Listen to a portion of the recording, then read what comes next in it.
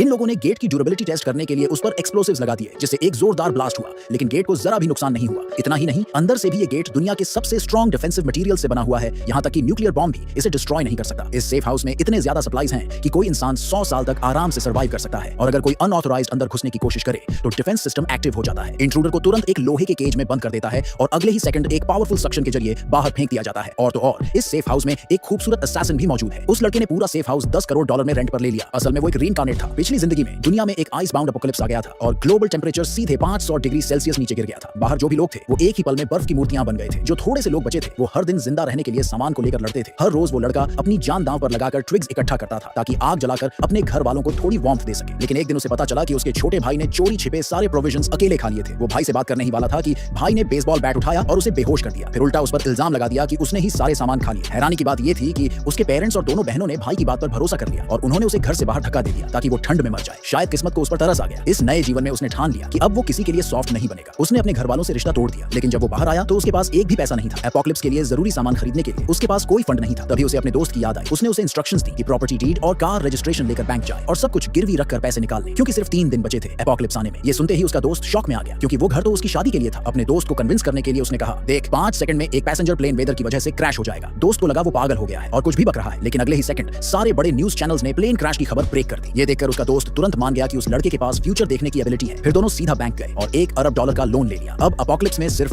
2 दिन बचे थे। उन्होंने एक एपोकलिप्स सेफ हाउस ढूंढ लिया। उस घर के गेट पर कई लेयर्स की पासवर्ड प्रोटेक्शन थी जो एक्सप्लोसिव से भी नहीं टूट सकती थी, और ये पूरा घर मिलिट्री ग्रेड अलॉयज और स्पेशली फॉर्मुलेटेड कंक्रीट से बना था जो शॉक वेव्स और न्यूक्लियर रेडिएशन तक झेल सकता था। अंदर हर चीज की सुविधा थी, खाना, पानी, इलेक्ट्रिसिटी, सब कुछ। इतना कि कोई इंसान 100 साल तक बिना किसी परेशानी के वहां रह सकता था। सेलर अमेरिका शिफ्ट हो रहा था, इसलिए उसने ये जगह लड़के को $10 मिलियन पर सालाना रेंट पर दे दी। लड़के ने नोटिस किया कि सेलर की जो फीमेल सेक्रेटरी थी वो ना सिर्फ बहुत खूबसूरत थी बल्कि फाइट में भी काफी स्किल्ड थी, तो उसने उसे साथ रखने के लिए एक्स्ट्रा $5 लाख पर ईयर दे दिए। इसके बाद दोनों सुपरमार्केट गए और ढेर सारा सामान स्टॉक करना शुरू कर दिया। उन्होंने $20 लाख खर्च करके हर पॉसिबल चीज खरीद ली, लेकिन जल्दी ही उन्हें समझ आया कि इतना सारा सामान स्टोर करना बहुत मुश्किल था। उसी दौरान लड़का गलती से एक कार्डबोर्ड बॉक्स से टकरा गया। तभी उसकी घड़ी से सफेद रोशनी निकली और उस बॉक्स का सारा सामान 1 सेकंड में गायब हो गया। उसे फौरन समझ में आ गया कि उसकी वॉच कुछ अनयूजुअल है। अगले ही पल वो एक अजीब सी दूसरी दुनिया जैसे स्पेस में पहुंच गया। उसे पता चला कि ये स्पेस इन्फिनिट स्टोरेज कैपेसिटी रखता है, इसमें जितना चाहे सामान स्टोर किया जा सकता है। उसने हाथ घुमाकर सारे सामान को उस मिस्टीरियस स्पेस में स्टोर कर लिया। फिर वो एक वेयर हाउस गए और वहां रखा पूरा स्टॉक भी उसी स्पेस में डाल दिया। अब एपोकलिप्स में सिर्फ 12 घंटे बचे थे, तभी अचानक उसका पुरानी फैमिली आ गई। असल में उसका भाई पीछे से उसके खिलाफ बुरा बोल रहा था और पूरा परिवार उसे सबक सिखाने आया था। पुराने रिश्तों को याद करते हुए